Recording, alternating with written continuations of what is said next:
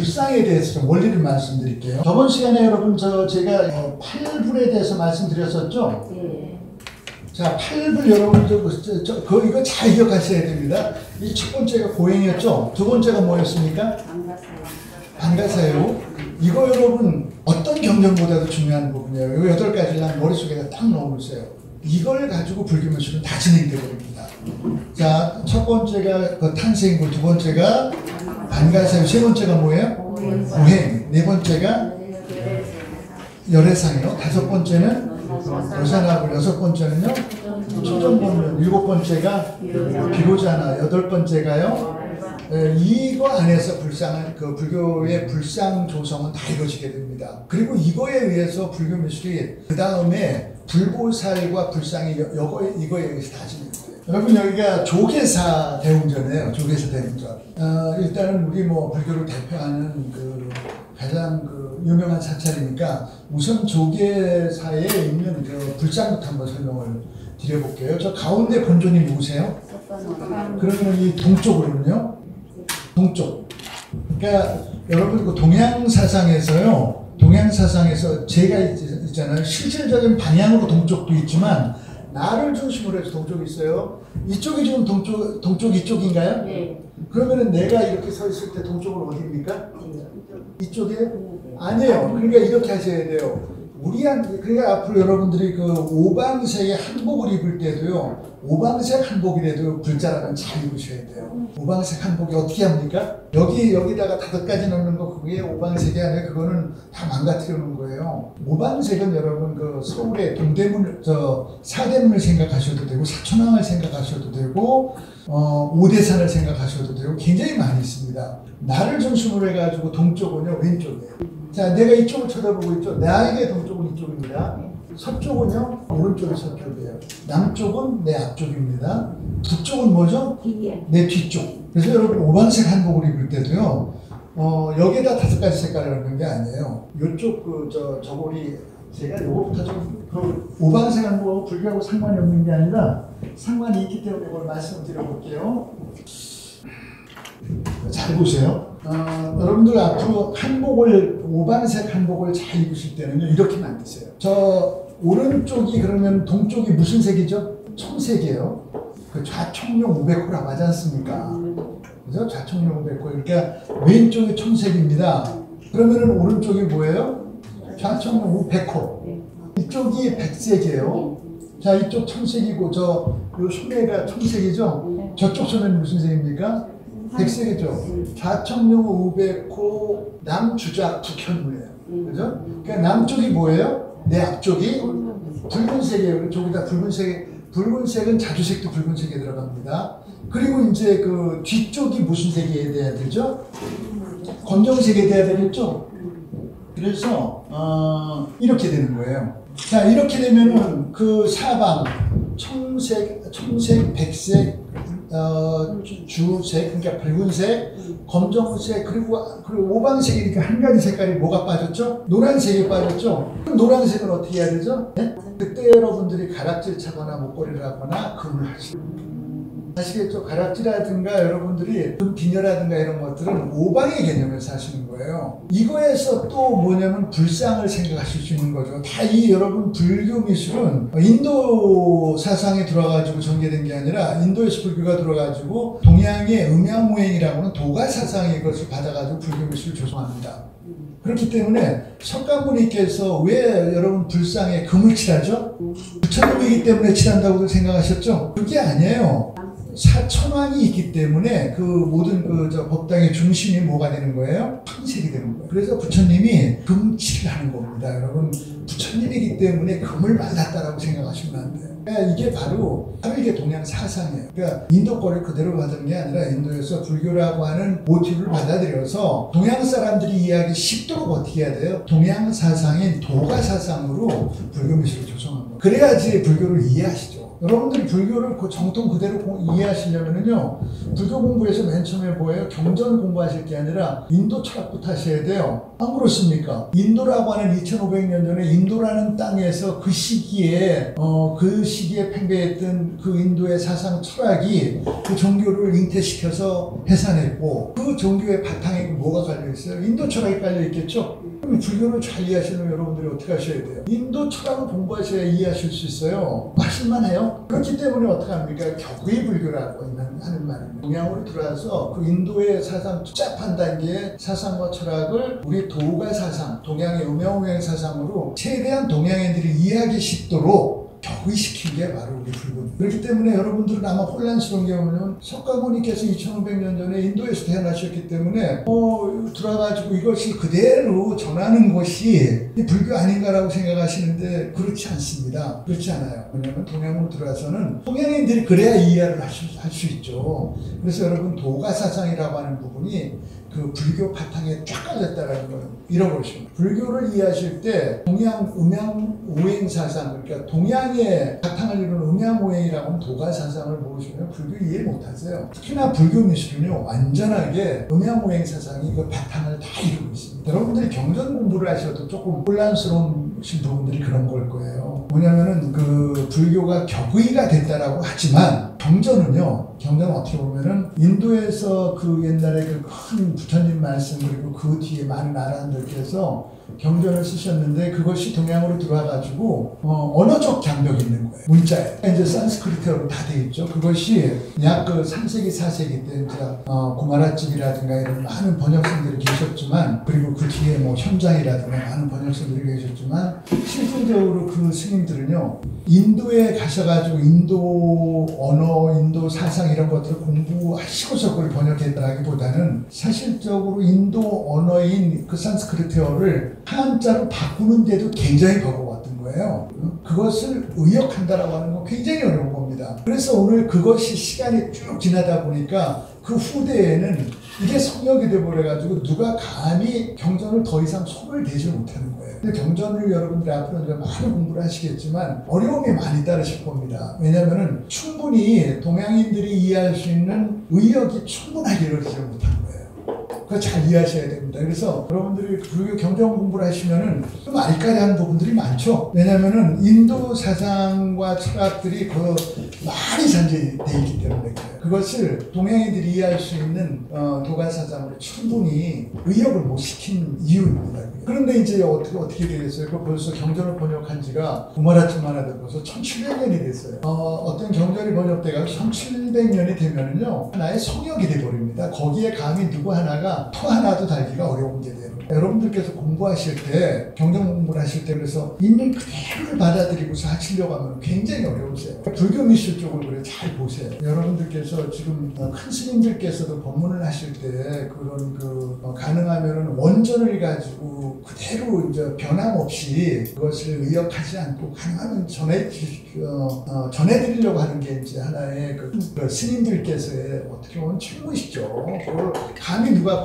의역을 하겠습니까? 그렇잖아요? 그러니까 경전만 가지고 공부를 하시면 참 어려우세요. 참 어려우세요. 그리고 또 우리 그 불교 미술, 특히나 이제 부처님에 대해서 자꾸 경전을 가지고 해석하려고 하시는데요. 굉장히 어리석은 짓입니다. 지금부터 제가 설명을 드려볼 테니까, 이 부처님, 불상을 이해하실 때는, 인도의 그 불상의 관점을 딱 내려보세요. 거기에 매이시면 불상 이해 못 하세요. 그러니까, 불교 미술은 여러분들께서 가지고 계신 그 불교의 종교와 신앙적 관점에서 접근하시지 마세요. 이것은 조금 한 발 뒤로 물러서셔가지고 객관적으로 바라봐 주시기 바라요. 동양인으로서 한번 바라보세요. 오늘 불교 미술에 대한 것은 여러분들이 불자나 어떤 신앙심으로보다도 냉정하게 동양인이 우리가 살고 있는 우리 땅에서 전개되고 있는 동양 사상의 관점에서 바라보시면은 굉장히 더 이해가 쉬우실 겁니다. 자, 불상의 기본 원리가 이렇습니다. 조계사에서 저기 중앙의 석가모니에 지난 시간에 제가 약사는 손을 어떻게 한다고 그랬어요? 오른손을? 약사는 항상 바닥을 보인다고 그러셨죠? 석가모니께서는요, 손등을, 이게 아주 공식입니다. 여러분 저 팔공산에 가셔가지고 갓바이브라고 저기 약사열애가 있는 그 비로봉에는 약사열애가 계시잖아요. 거기에 손바닥을 보이고 있는. 지난 시간에 제가 그 화면 보여드렸죠. 그분이 진짜 약사시고 팔공산 갓바이 부처님은 그분은 누가 뭐라고 그래도요. 그분은 틀림없는 1000% 석가모니세요. 손등을 보이고 계세요. 여러분 그 부처님의 손수위는요. 여기서 어떤 본인 스님께서 이분은 약사야 석가야 그게 통하는 게 아니에요. 이것은 뭐냐면은 불교가 이렇게 전파되어 있는 모든 각국의 공통어 석가모니를 표현할 때는 손등, 약사야를 표현할 때는 이걸 가지고 논쟁조차 하는 것이고 아시겠죠? 저는 지난 시간에 제가 우리 것 말고도 중국, 뭐 태국, 뭐 티베트며 동남아 불상 다 보여드려요. 석가께서는 다 손등, 약사는 손바닥을 보이고 계시죠. 지금 본존이 석가모니시죠? 그러면 아까 말씀드렸죠? 약사열애가 여러분 동쪽에서 동방유리광세계라고 그러잖아요. 이걸 그래서 삼세불이라고 합니다. 삼세불. 그러니까 그 석가모니께서 현존하셨었으니까 현세불이라고 치고 약사열애는 어떻게 했습니까? 동쪽에 동방유리광세계 또 아미타는 소방의 극락 세계가 다 다른 거예요. 그래서 삼세불이라고 해요. 아시겠죠? 자 그런데 앞으로 여러분께서 만나시게 되는 모든 삼존불 약사 따로 계시고 석가 따로 계시고 아미타 따로 계시고 동양의 삼존불은요 원칙이 있습니다. 뭐냐면은 삼존불에 계실 때는 항상 주존인 본존을 잘 지금 본존 그 삼세불의 원칙은 중앙 본존의 속성을 양쪽으로 전개한 거라고. 중앙 본존이 지니고 있는 본존불이 지니고 있는 속을 양쪽으로 전개한 거라고. 자 그리고 이제 원리가 그것 이후에 그 전개돼 가지고 약사가 계시고 아미타가 계시고 시간이 지나면서 독자적인 신앙으로 또 발전을 해나가요. 그거는 또 별도의 이야기. 약사 신앙이 따로 계시고 저기 또 아미타열의 정토 신앙이 따로 있어요. 그건 후대에 또 발전되는 거예요. 그러니까 지금 저 본존에서요 이렇게 이해를 하십니다. 자, 석가 세 분이 다 열애시고 부처님인데 어떻게 중앙의 본존의 속성을 양쪽으로 전개한 거냐 이해 안 가시. 지난 시간에 제가 어떻게 해요? 석가께서 탄생, 이 기적이라는 걸 얻어서 이게 뭘까? 반가 사유를 했고 이게 뭔지를 답을 얻기 위해서 출가하셔서 고행을 해요. 그리고 마침내 답을 얻으셨다. 이 답을 얻어가지고 그 소중한 진리를 당신 혼자 그러니까 어떻게 하시기로 했어요? 세상에다가 이렇게 전해야 되겠다라고 하는 게 뭐라고 그랬죠? 그 순간을 보게 노사나불이라고 그랬죠? 자 그러면은 그게 자비심이고 중생 구제의 의지 이제 표출하시는 걸 말해요. 근데 이제 중생 구제를 하려고 보니 중생 구제에서 제일 구제가 시급한 게 가장 먼저 구제가 시급한 게 누구예요? 여러분들입니까? 진리를 깨닫지 못한 사람들이 제일 그거 아니에요. 더 급한 사람들이 있었던 거예요. 누구냐? 병든 자와 죽어가는 진리를 여러분들이 깨닫는 여러분들도 급하지만 더 급한 건 누구니까? 병든 자와 죽어가는 자가 얼마나 불안합니까? 제일 먼저 구제해야 될 게 병든 자와 죽어가는 자라고. 그러니까 이 삼존불은 어떻게 했냐? 석가께서 아까 노사나불 얘기를 했죠. 중생 구제의 의지를 그게 자비심. 부처님께서의 자비심이 중생 구제 이걸 모르는 사람들을 알리고 그 미혹에 빠진 그 불쌍한 사람들을 구제해야 되겠다라고 마음 먹고 일어서셨는 진리를 깨닫는 자들은 건강한 사람. 정신적으로 좀 뭔가 가난한 줄 병이 든 자는 안 나요? 여러분들 지금 구제가 우선순위가 아닙니다. 여러분들보다는요 병든 자예요. 그리고 또 누구예요?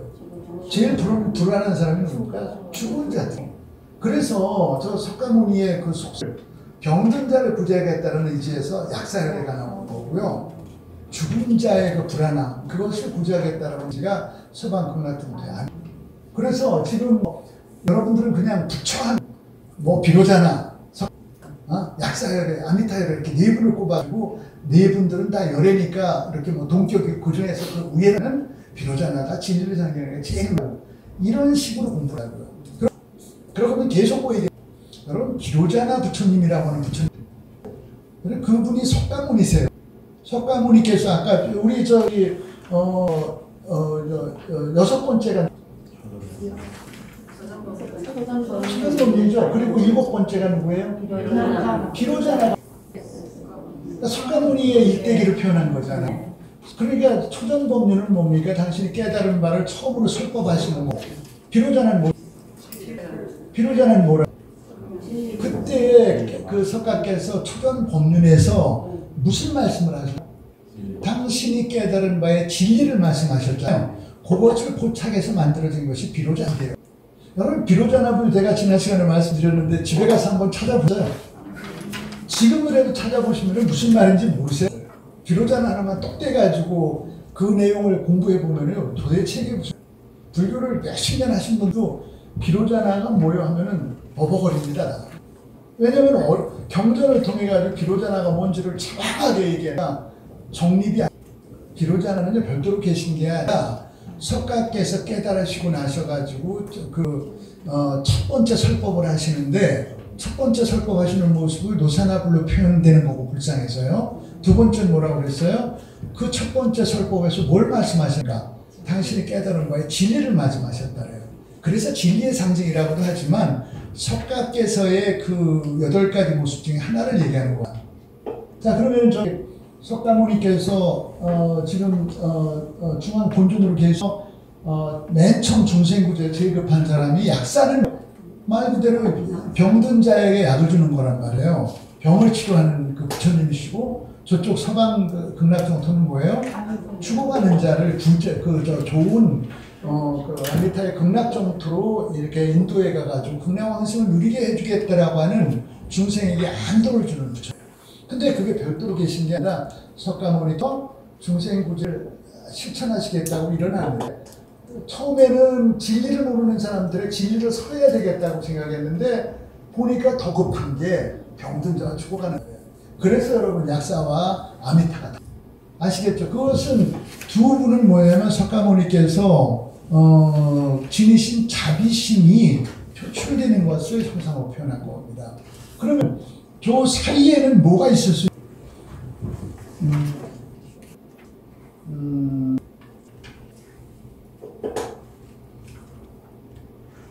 이건 제가 좀 필기를 해야 되겠습니다.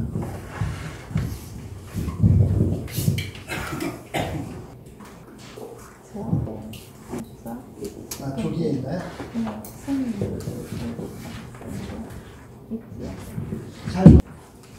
일반적으로 여러분들께서 대웅전에 가시면 본존이 누가 계시죠? 석가가 계시죠? 그럼 이쪽에 누가 계세요? 오른쪽에? 대부분 문수보살 계시죠? 이쪽에는요? 보현보살이 계세요. 여러분, 이것도 이해 잘 하셔야 돼요. 여기서 여러분, 문수보살은 예? 그냥 지혜라고 하고 퉁치고 끝나는 거예요. 그렇게 그냥 문수보살 하면 부처님의 지혜에 상징하고 그냥 퉁쳐버리고만. 그냥 그렇게 하지 말고 저기서 문수와 보현이 뭘 상징하는지 잘 이해하셔야 되겠죠? 여러분, 문수보살과 보현보살이 별도로 계신 게 아니라 저것 또한 뭐라고 말씀드렸어요?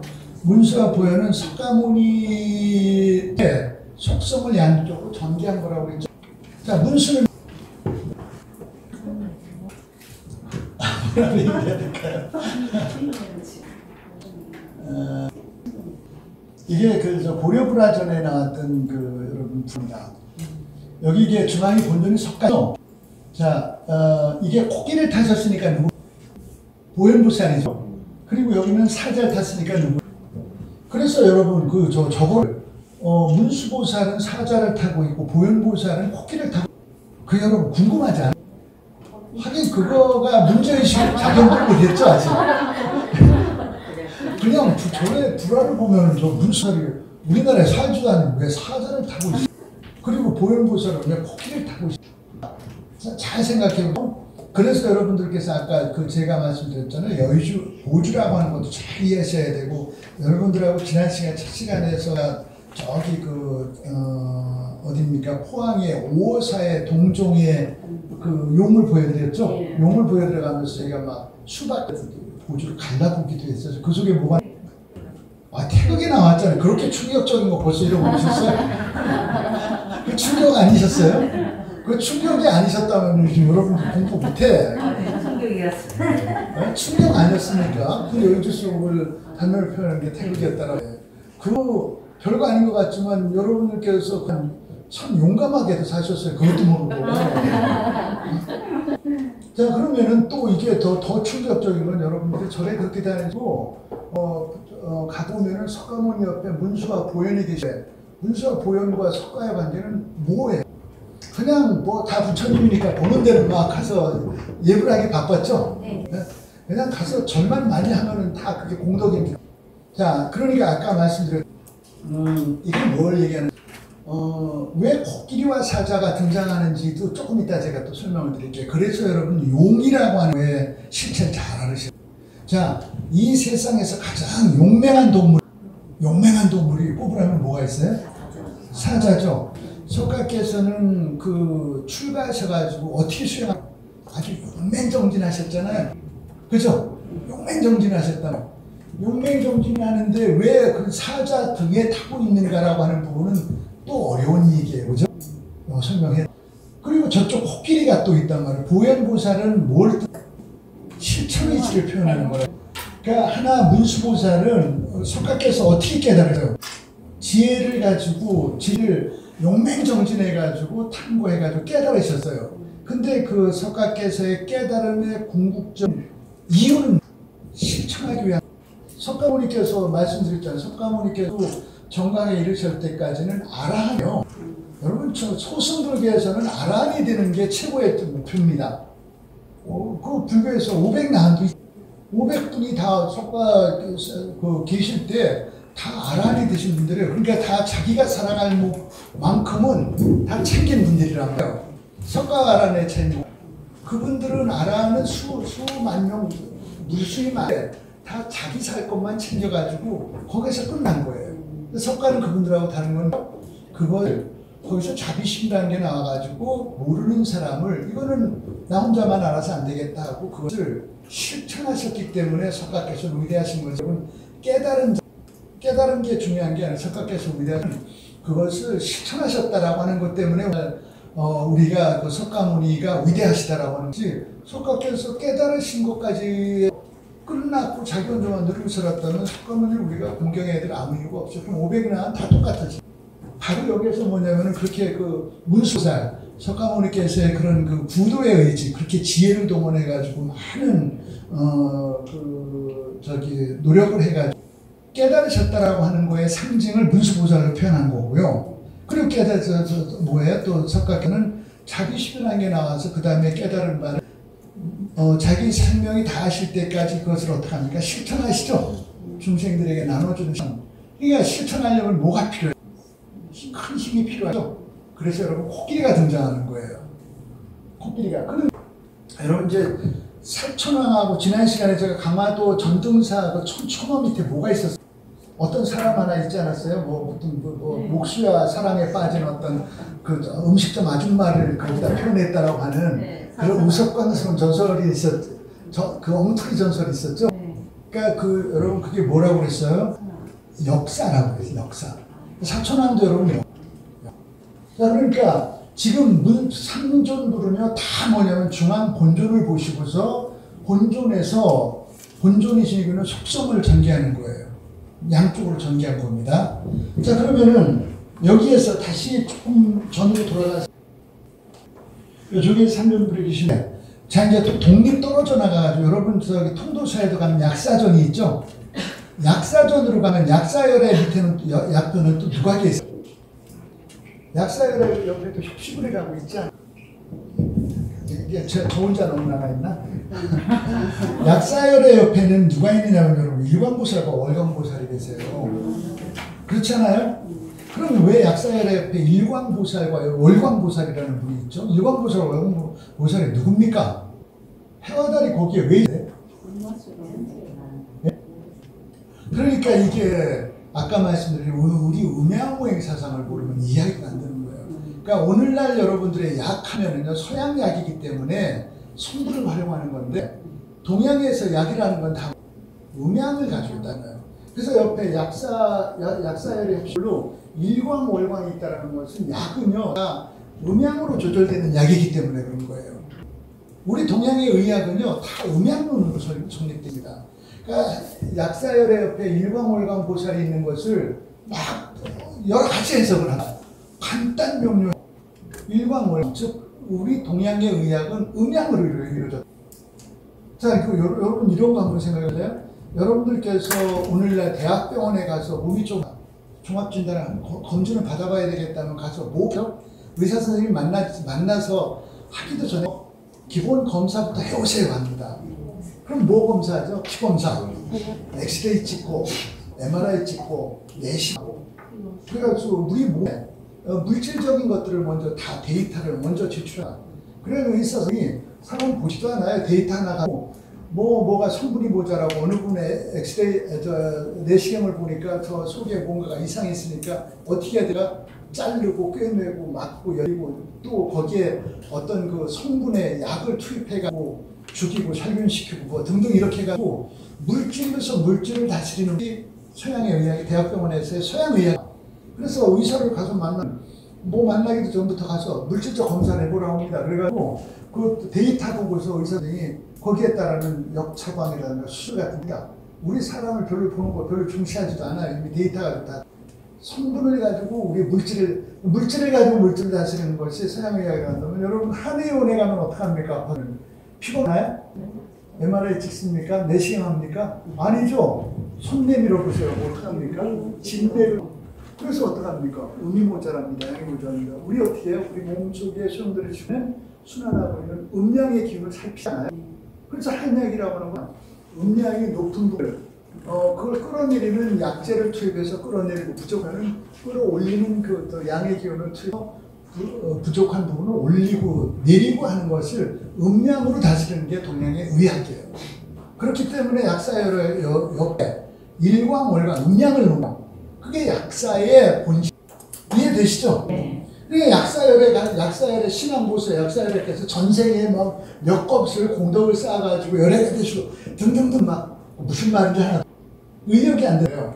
그러니까 불교 미술은 다 의역이 되어 있단 말이에요. 아주 쉽게. 자, 그럼 저 아미타열의 옆에는 아미타 불계시는 한쪽엔 누가 계세요? 관세음보살이 계시죠? 한쪽은 누가 계세요? 대세지보살이 계시죠? 내지는 지장보살이거나. 이게 우리 고려 불화에 있는 아미타열의 도입니다. 중앙 본尊이 누구세요? 아미타열입니다.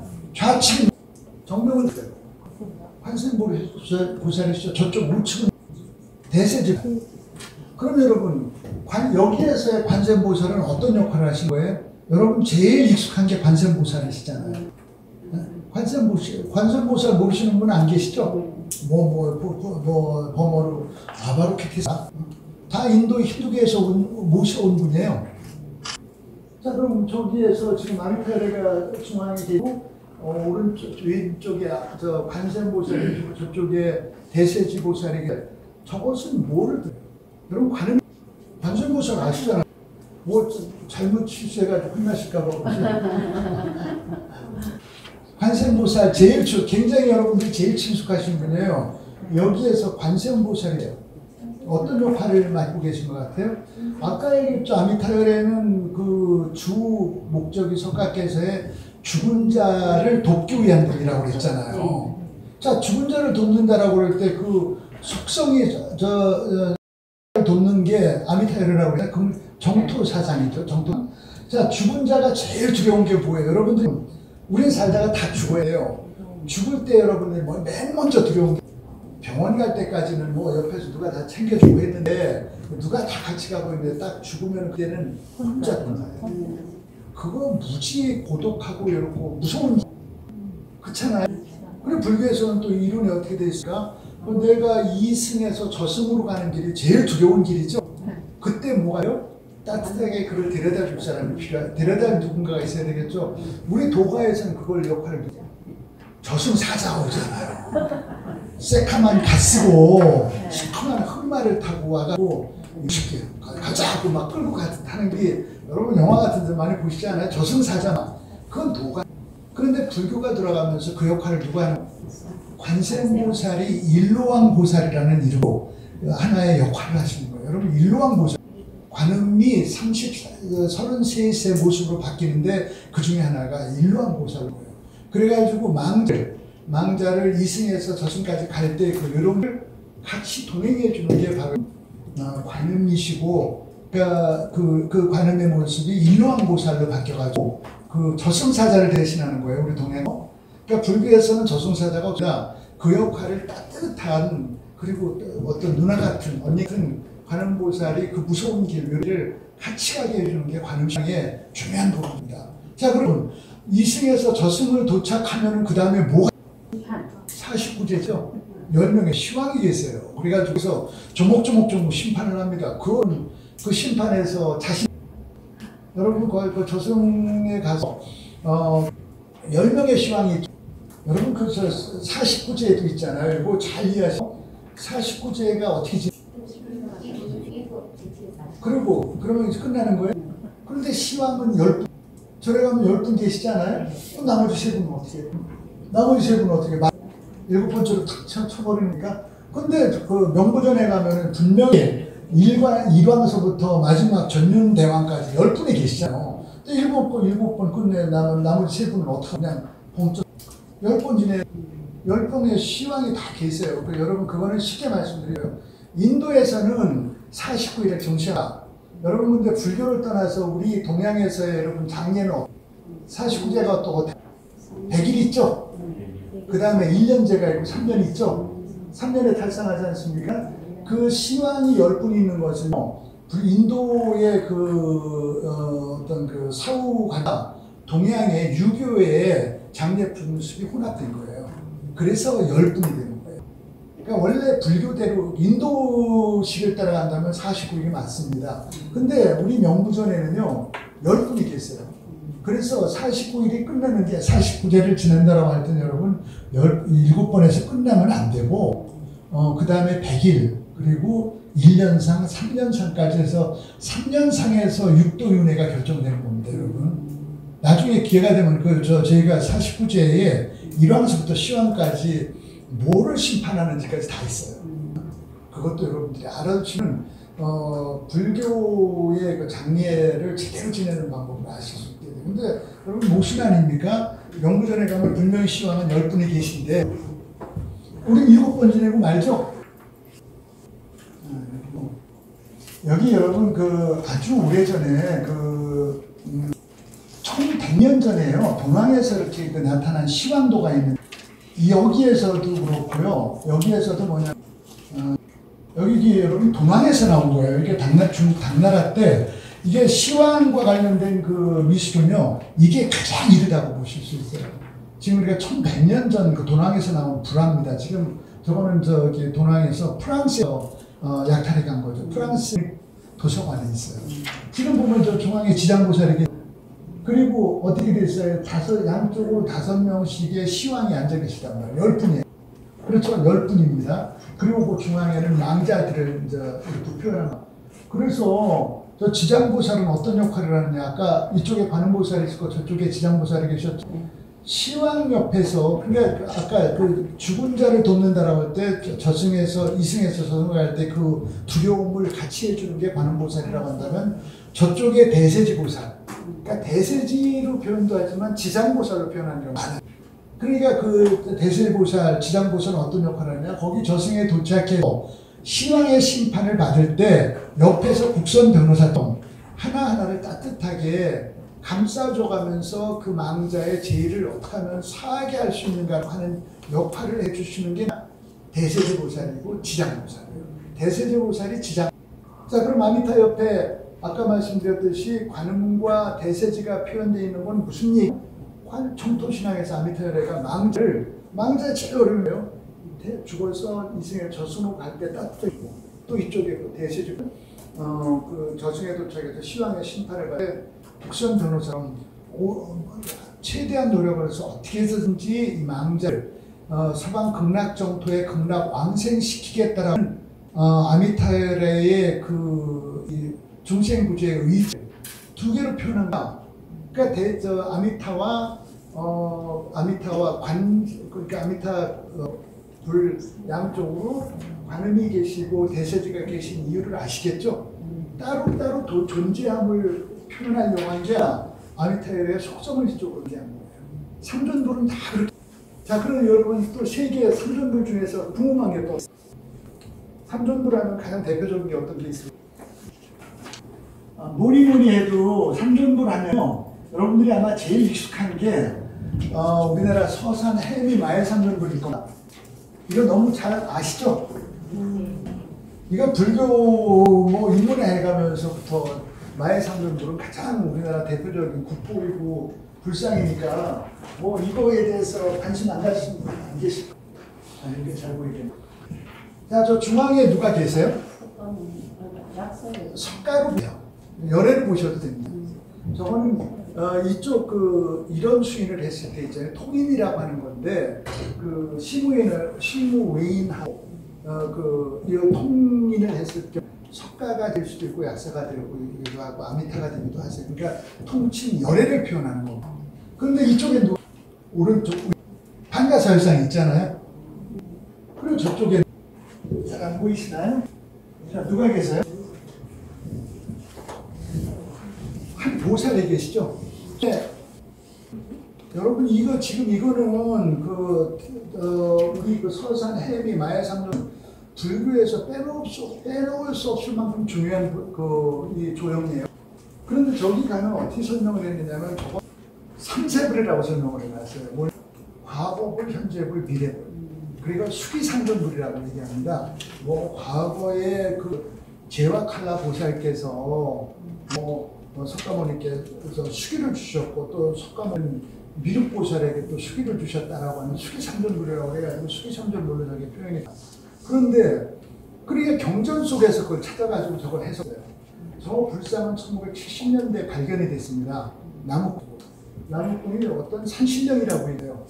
그래가지고 1970년대 저기에 찾아져가지고 우리 불교미술자학자들이 저기에 뭘까를 해가지고 경전을 열심히 찾아보니까 거기에 제와칼라 보살께서 석가모니께 수기를 주셨고 너 앞으로 네가 부처가다. 그리고 또 현세 불인 석가모니께서 미래 불인 미륵불에게 또 너 열애가 될 거라고 수기를 줬다 해가 수기 삼존불로 경전의 내용을 이용해가지고 저기 해석해요.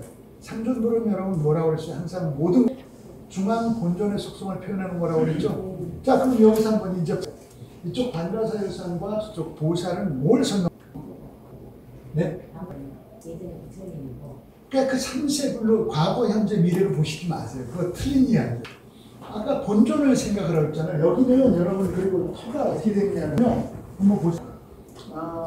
여기가 발견될 당시에 전경이 이랬어요. 1960년도네요. 60년도 발견될 당에 여기 전기 이렇게 절벽이었어요. 이렇게. 그리고 지금 여긴 지금 이렇게 넓게 석축을 해가지고 사람들이 올라가서 예배할 수 있는 공간을 만들어놔요. 저기에는 예전에 어떠한 절을 지었거나 이렇게 불칸을 만들었거나 했던 흔적이 하나도 없어요. 그렇다면 어떤 터였겠어요? 모든 중생들이 가서 기도하는 데가 아니고 여기에서 조금 올라가면은 선원사지라고 선원사지가 아니고 백제시대 큰 절터. 근데 여기는 아주 오지입니다. 여기는 일반인들이 기도하러 오는 데가 아니라 수행자들의 수행처예요.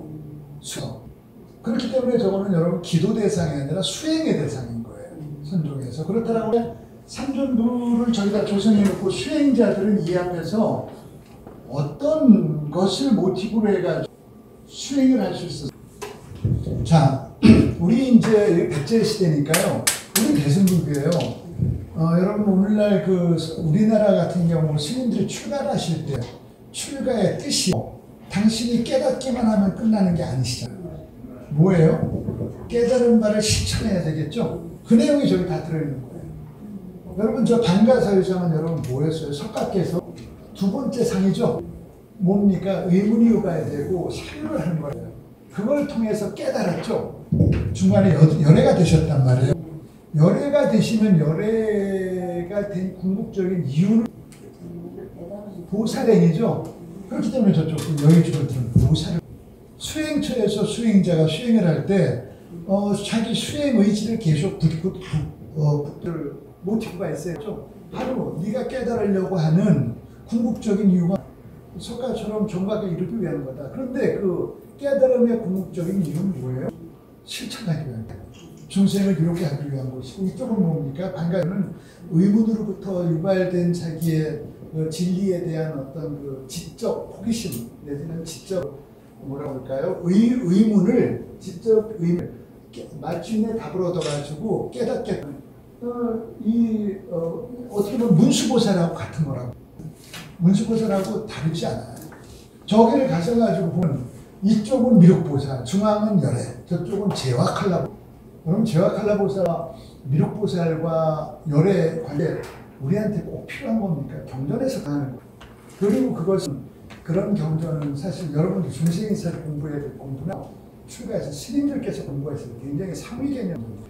자, 그러면 이제 어려운 게 요 햄이라는 데서, 그래서 여러분들이 이 공부를 하시면 나중에 여러분들께서 지셔서 차를 대절하셔서 충청도권에 여기 그 지금 그 뭔가 햄이 마해상전불 개심사 또 여기서 조금 더 가면 뭐가 있는 태안에 가보셨어요? 태안에 가면 뭐가 있어요? 거기도 상전불이 있죠? 네? 네. 가시긴 하셨는데 가서 잘 잊고 오셨나 보네요. 태안 동문이 마해불이라는 게 있어요. 아주 굉장히 이것도 백제시대 중요한 겁니다. 자, 잘. 대부분의 우리 상전불은 어떻게 되냐면 중앙에 열애가 계시고 양쪽으로 보살이 있어요. 근데 여기는 어떻게 돼요? 양쪽으로 크게 열애가 조성이 되어 있고 중앙에 뭐가 있어요? 가스층 보살이 계시고 저 내용은 여러분 이거 가서 어떻게 보고 오셔요? 중앙 감선보살 거기 가면 해설사가 설명합니다. 그냥 가서 구경하고 오셨네? 구경하고 오셨어요. 그러니까 지금 저기 해설사도 뭐라고 하느냐면 그냥 누가 와가지고 쓴 거가 대강 그거 가지고 설명을 하세요. 그래서 관세음보살이 중앙은 관세음보살 설명하세요. 저기에서 멀리 보면 바다가 보이는. 그래가지고 관세음보살이 원래 남인도의 그 보타라가산 그 바닷가에 계시잖아요. 그렇다라고 그래가지고 여기서 멀리로 바다가 보인다고 해가지고 그냥 개념 없이 아무 생각 없이 관세음보살을 해놓으셨어요. 자, 그럼 여러분 저 뭐예요? 이쪽이 뭐예요? 약사열애시 저쪽이 아니. 그럼 가운데 누구예요? 네? 석가모니인데 왜 보살로 표현? 그죠? 보살로 표현이 돼. 석가모니는 열애잖아요. 그럼 가운데가 누굴 것 같아요? 이거는요 20고개가 아니라 200고개를 해도 여러분 못 맞추세요. 절대로 못 맞추세요. 그러니까 아까 석가삼존불의 원리를 잘 석가삼존불의 자, 아까 뭐라고 그랬어요? 약사열애와 아미타열애가 뭐라고 그랬어요? 석가께서 중생구제를 하기 위해 가지고 나서셨는데 제일 중생구제에서 취급한 사람이 진리를 추구하는 사람들이 아니라 병든자가 죽어가는 자라고 했잖아요. 그래서 석가모니의 구도 자비의 실천의지에서 맨 먼저 그들이 포착이 된 건데 그 사이에는 뭐가 있어요? 석가모니의 실천의지라고 하는 것이 작용하잖아요. 아까 삼존불에서 석가모니의 실천의지를 표현해 고현보살이시잖아요. 그렇죠? 그렇기 때문에 중앙이 어떻게 됩니까? 그게 조그맣지만 저것은 뭐냐면요. 여러분 장관이 높습니까? 청와대 비서관이 높습니까? 직급으로는 장관이 높죠. 하지만 대통령의 복심을 전달하는 게 누구예요? 비서관이에요. 그러니까 고현보살은 누구냐면은 비서관으로 설명하면 되겠죠. 석가모니께서 중생구제 의지를 실천하겠다는 마음을 실천의 의지를 그 마음을 표현한 게 고현보살이라고 그랬죠. 그러니까 뭡니까? 저 장이 고현보살. 그러니까 원리 하나를 알면 뒤에 줄줄줄줄 풀어져 나갑니다. 그러니까 불교 미술은 그렇게 공부해 나가요. 하나씩을 암기하고 거기가 써 있는 걸 가지고 암기력으로 하시면 갔다 오시면 그 다음날 다 잃어버려요. 들으셨어도 다 잃어버리잖아요. 그러니까 여러분 불교 공부는 우리가 성인이 돼가지고 공부하시는 거 암기 가지고 감당하시려고 하시지 마세요. 암기 옛날 학교 때 나 암기 단어 하루에 뭐 100단어 외웠어. 그거는 옛날 얘기예요. 요즘 저기 전화번호 3개만 외우고 화장실 한번 갔다 왔거든요. 남아요. 그러니까 지금 우리가 공부하는 것은요, 암기력 가지고 하시려고 하지 말고 이해를 하셔가지고 응용하실 수 있어야 돼요. 그러니까 근본을 잘 이해하셔 다 읽어나가실 수 있습니다. 그래서 바로 보현보살인 거예요. 그러니까 저게 우리 백제 불교의 멋이에요. 저렇게 표현할 수 있는 건 중국 불상이 하나입니다. 자, 그러면 여러분 또 아까 그 아미타열에서 제일 중요한 관음보살 있잖아요. 관음보살은 또 어떻게 돼요? 어떻게 또 형성이 될까요? 관음보살은 너무나 중요하기 때문에 또 독립신앙으로 굉장히 많이 발달합니다. 대구의 팔공산을 파괴사만이라더라도 원통전에 있어서 전문적인 관음도량이잖아요. 저는 기도도량입니다. 그러니까 관음보살을 잘 표현한 게 뭐가 있죠? 여러분 수월관음도도 알아야 돼요. 수월관음도가 여러분 그냥 수월관음도가 달 덩그랗게 뜬 달밤에 아미타열께서 남인도의 보타라카산 가에 앉아고 명상하는 거라고 생각해요. 그리고 뒤에 동그랗게 그려져 있는 거 달이라고 생각해요. 이 수월관음도를 얘기하면 대부분의 사람이요 아름답다라는 얘기를 해요. 네? 아름답다. 그리고 또 그 다음에 뭘 얘기합니까? 저 옷자락이 너무 아름답고 또 그 다음에는 뭐냐면은 저 미소들을 얘기해요. 여러분 저 관음은요 미소 지을 틈이 없어요. 부처님들이 미소 지을 틈이 어디 있습니까? 중생들을 구제의 중생이 얼마나 많은데. 그렇기 때문에 여러분 불쌍히 지니고 있는 그 모습은 여러분 절대로 미소라고 얘기하시지 마세요. 미소가 다 고뇌라고 얘기하세요. 근데 고뇌는 고통스러운 건 저는 행복한 거예요. 여러분 고뇌와 고통하고는 좀 다르다. 고통이라고 하는 것은 직접적으로 뭔가를 내가 받아가지고 느끼는 그 괴로움. 고뇌라고 하는 이것을 어떻게 해줘야지라고 하는 뭔가를 해줄 수 있는 사람이 누구한테 베풀어야 되는 이걸 어떻게 해줘야지라고 하는 거기 때문에 사실 행복할 수 있는 그 생각이죠. 그래서 부처님의 여러분 그 표정을 보고서 저 부처님 미소 아름답다 이렇게 얘기하시는 그 결입니다. 그분들이 미소 지을 틈이 어디 있어요? 그 수많은 고통받는 중생들을 어떻게 하면 구제해야지라고 하는 이 고뇌의 모습들이에요. 여러분 반가사유상도 있지만 요 관음보살도 있는데 두 가지를 생각하면 뭐가 동양에는 반가사유상과 이 있다면 서양엔 대표적인 게 로댕에 생각하는 사람이 두 개가 다 생각하는 모습. 그런데 여러분 그 격조가 전혀 달라요. 로댕에 생각하는 사람은 연대가 얼마 되지도 않았어요. 그리고 로댕에 생각하는 사람은 뭘 생각해요? 로댕에 생각하는 사람은 여러분 단테의 신곡에서 보면 지옥 문화에서 위에서 올라앉아가지고 저 지옥조가 이제 일어나는 전경들을 생각하는 모습이에요. 별로 좋은 모습이 아닙니다. 서양과 동양의 그 사유치기가 그렇게 하지만 우리 반가사유상은 그게 아니에요. 그래서 지금 여러분 이거는 뭘 하는 거 모습가 너무나 유명하죠. 우리 반가사유상 다음으로 유명한 수월.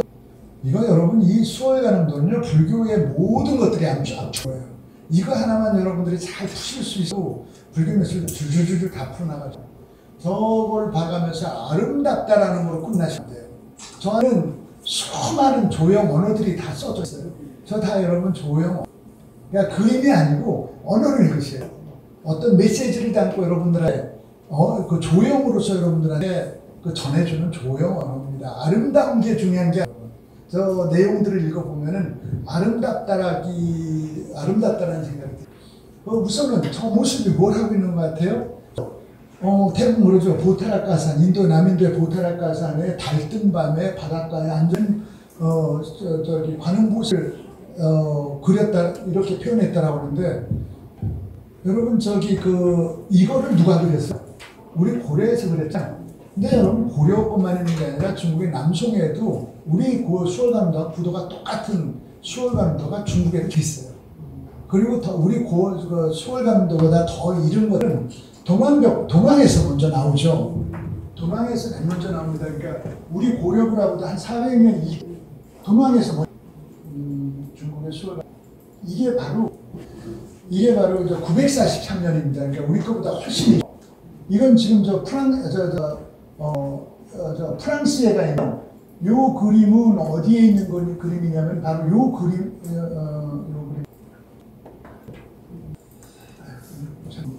자 벌써 여기에서도 뭐가 나오니까 저 손에 버드나무 가지를 들고 있고 한쪽 손에는 정병을 들은 그림이 동양에서 벌써 943년, 그러니까 우리 고려불화보다도 한 300여 년 전에 벌써 나타납니다. 저기에도 보면은 저 뒤에 둥그런 게 뭐예요? 그럼 달같이 보이죠? 생각 없이 뭘 보면은 달라. 그리고 밑에는 물이 보이지 않아요? 그래서 이름하여 저기에서도 보면은 수월관이라고 지어놨어요. 여기도 보세요. 여기도 또 이것도 동양벽화에서 나온 거예요. 이건 지금 대형박물관에 영국인이 약탈이고 대형박물관에 갔죠. 여기도 보면은 손에 버드나무까지 들고 있고 이쪽에 정병을 들은 이게 벌써 이제 900년대잖아요. 이거 중국의 남송대 겁니다. 아니 원나라 때 우리 고려 수월관보다 한 50년 빠른 거예요. 이것도 이미 우리 고려 수월관하고 구도가 똑같은 것들이 있어요. 고려에서만 만들어진 게 아니고 이것도 다 중국의 수월관. 그리고 이제 우리 고려 수월관도가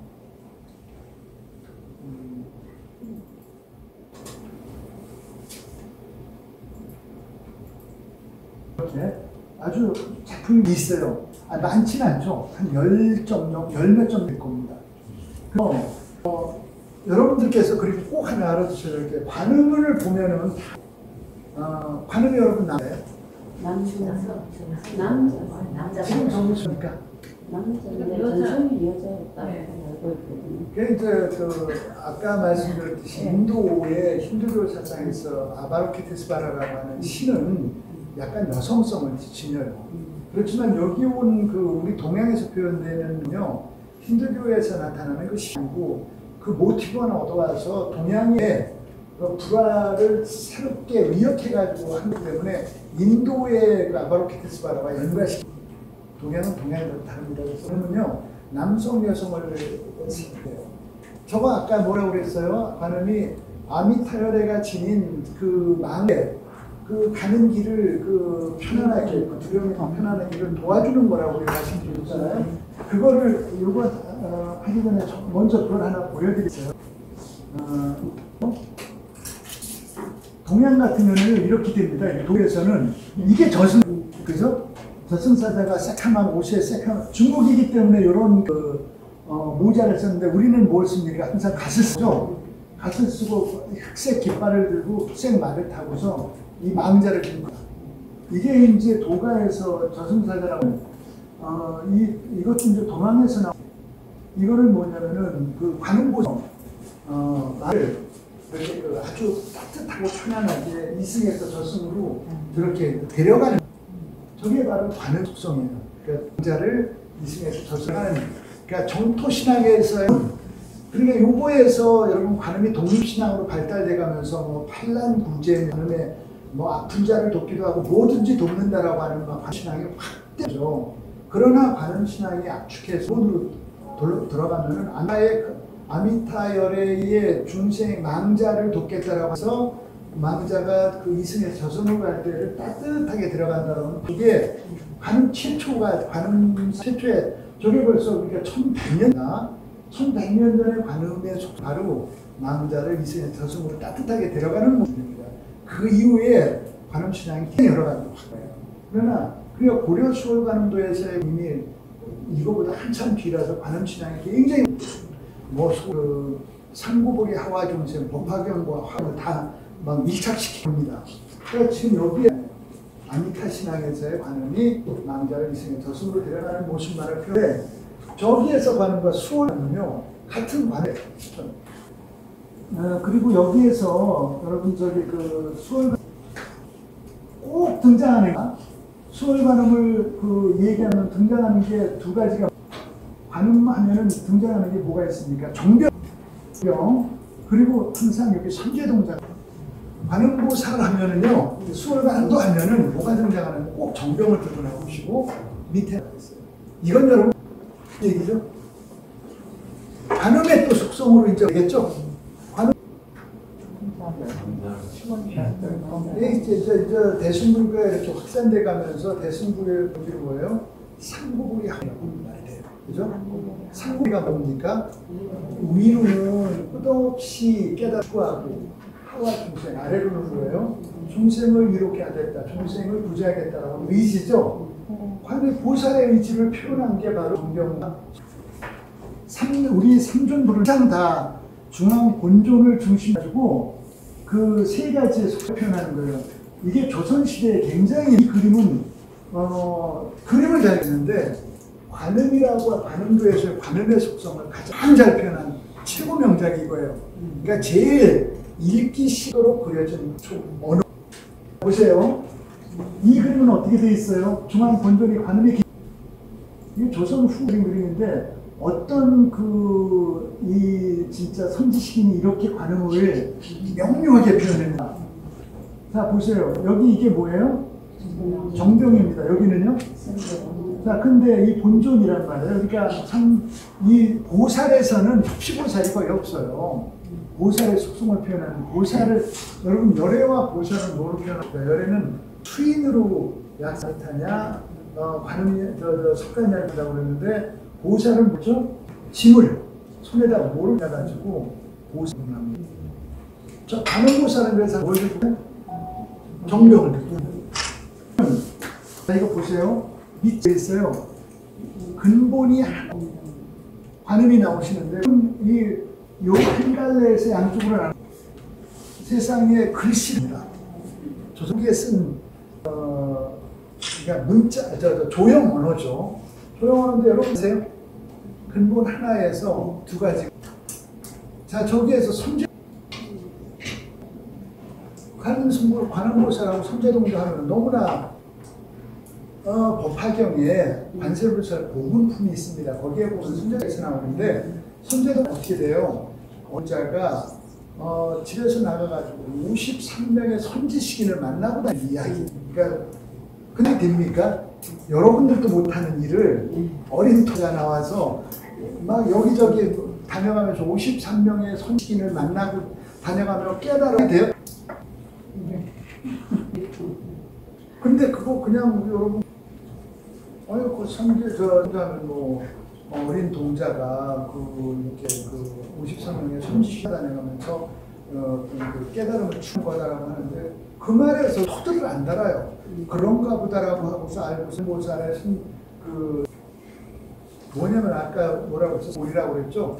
여러분들도요 지금 뭐냐면은 여러분들이 여기 볼 수 있는 거는요 선제동네 저기에서 여러분 동자라고 하는 거예요. 여러분 네. 여기서 동자라고 하는 건 뭐냐면 어린 아이 얘기하는 게 아니라 여러분들이 지금 그 어떤 깨달음을 추구하고 했다. 불자로서의 어떤 길을 석가모니의 길을 깨달음의 길을 가겠다라고 하는 마음이셨잖아요. 근데 여러분들은 머리가 커가지고 있으면은 머리를 불리고 깨를 부리고 어떤 때는 귀찮아가 말까 이거 막 공부도 해보니까 이거 하다가 말까 할까 하고 하는 이런 헤아림이 일어나는데 그런데 어린아이의 어때요? 한번 마음 먹으면요 그게 나쁜 건지 좋은지보다는 그 순수한 마음으로 밀고 나가죠. 바로 어린아이의 동심이라고 하는 동심과 같은 여러분들의 의지를 이제 동작하는 거예요. 그러니까 어린아이가 53명의 선지식인을 만나러 찾으러 다닌다는 거 말이 안 되나 여러분 그 말이 이해가 되세요? 막 뭐 청녀도 만나고 나중에 뭐 문수보살도 만나고 뭐 관음도 만납니다. 말도 되지 않는 얘기가 있는데도 그냥 그런가 보다 갑니다. 그리고 불교 경전에 그런 이야기들이 한두 가지가 아니에요. 바로 이런 거 생각해 보시면은 여러분들이 이 불화 하나에서 선제동자 부분도요. 거기에서 53명의 선지식인을 찾아다녀 공부한다고 하지 마시고 여러분들이 선제 되셔야 돼요. 지금 시작 이 마음이 조그만 환경 때문에 요동치지 말고요. 처음에 발심을 어떤 어린 그 소년의 순한 마음으로 꺼낸 마음으로 일관되게 아이들은 쉽게 왔다 않습니다. 그러니까 그런 그 동처럼 있잖아요. 밀고 다녀가면서 많은 선지식 나가면서 공부를 하라고 하는 그 보살의